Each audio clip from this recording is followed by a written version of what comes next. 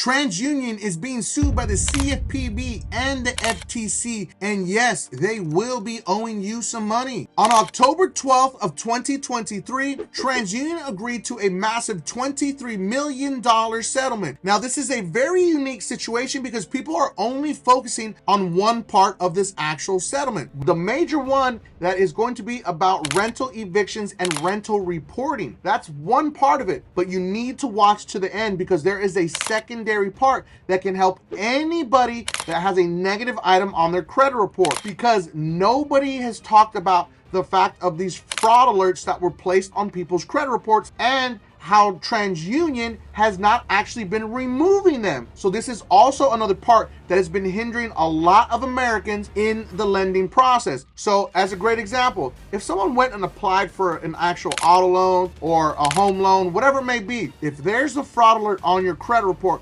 this can stop you dead in your tracks and they cannot process your application. So it's like a two-part process. So the evictions process and then the applications process. So not only are they misreporting actual eviction information, but then you try to apply and the application won't even go through. So when people actually applied for actual apartments or rental homes, you know there's an actual application fee, right? So these people had to keep going applying and getting application fees, and they kept telling TransUnion, yo, remove the fraud alerts off my credit report. I didn't put them on there. Oh, we've already processed that report. Well, guess what? They were caught not actually processing them. So $11 million of this $23 million settlement are going to go directly to people that were affected with the tenant screening report. That's very important to understand. But then another $3 million is going to go to people that were affected by the actual security freezes and lock requests. So people requested security freezes or lock to be removed or placed, and it never happened. There was a massive backlog of just ignored freezes, locks, and fraud alerts. So it wasn't just those. Like, all three of these are very important because if someone tried to freeze their actual credit report so nobody can get into them, guess what? They weren't frozen. And then when they asked for them to be actually unlocked or unfrozen, they did not do that. And this is why this other section is very important to understand, because this is going to affect millions of consumers. So if you ever felt that you put a freeze on your actual credit reports and they didn't do it, pay attention. Whenever you put a freeze on, it shouldn't take that long. It should literally take 24 hours, or literally the moment you click that button. If you go online, you go to the TransUnion website,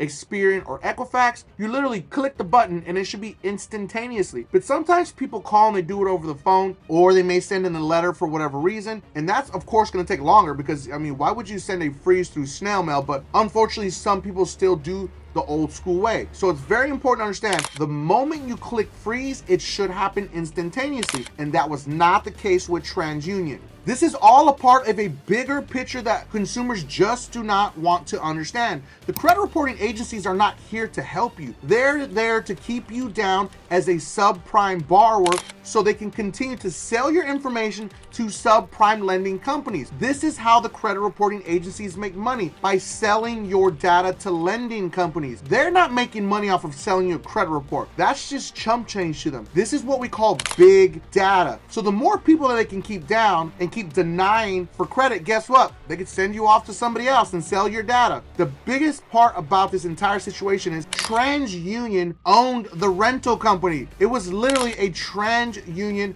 rental screening company that got caught literally putting wrong eviction information on credit reports. They refused to update it. A great example, if you're working on your credit and you get a TransUnion stall tactic letter, they say, hey, it appears that we got a letter, but it doesn't look like it's you. It looks like it came from a credit repair company. Another example of how they're trying to stall the process and scaring consumers is their tactic. Because guess what? Again, they can keep you down even longer.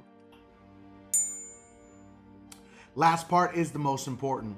The TransUnion Rental Screening Solutions subsidiary that is owned by TransUnion. This is who you need to focus on. If you had any type of evictions on your credit report, any type of rental reporting, so let's say they reported a balance and it's not accurate and TransUnion refuses to update it, this is a problem. If they reported an eviction, then you went to court and then the eviction got dismissed, you had the paperwork and you gave it to TransUnion and TransUnion refused to update it, because guess what? Now it's not an eviction anymore if it got dismissed. This is the problem. You need to look at at your credit reports if you went through any of these situations and pay attention to see if TransUnion is not updated, especially if you have the proof. I see a lot of times people get evicted, they go through financial hardships, and they wind up having some type of rental issue on their credit reports. It's important that that balance be accurate and complete. If you don't owe them money for any damages or they don't show proof of damages, you need to fight back with TransUnion. And this is where this can help you, because if you can fight back and show that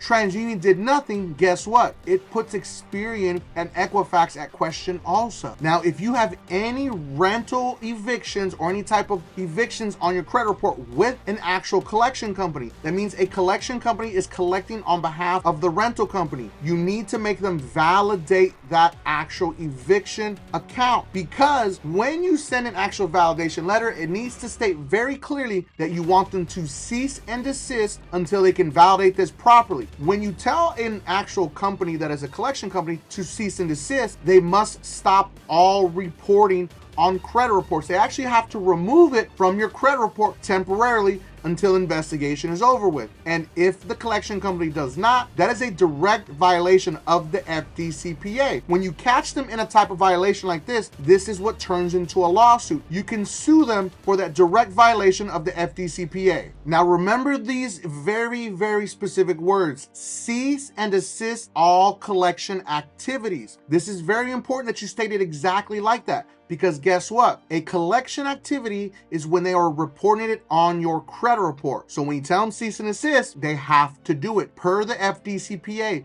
There is no going around that. They cannot avoid it. If they don't do it, again, I'm going to say it, it will turn into a lawsuit. You can sue them. Consumer law attorneys will take this case at no cost to you. Now let's do a quick recap. If you have any type of rental evictions, rental collections, anything that's reporting anything from any type of rental issues on your TransUnion credit report, you would be qualified for this settlement. Now also, if you have any type of freezes or locks or fraud alerts on your credit reports that you did not place on your credit reports and TransUnion just put them on there, or they didn't remove them, you also qualify. And understand, if you have a fraud alert on your credit report with TransUnion and you did not place it there, that is a direct FCRA violation. If you have any of these issues, you qualify. Now the next step is you need to go to the CFPB website and file a direct claim on their website. It's very simple. You just go to the website, click on file a claim, and write in all of your information that you need to. Make sure that you list any type of rental evictions in that complaint, stating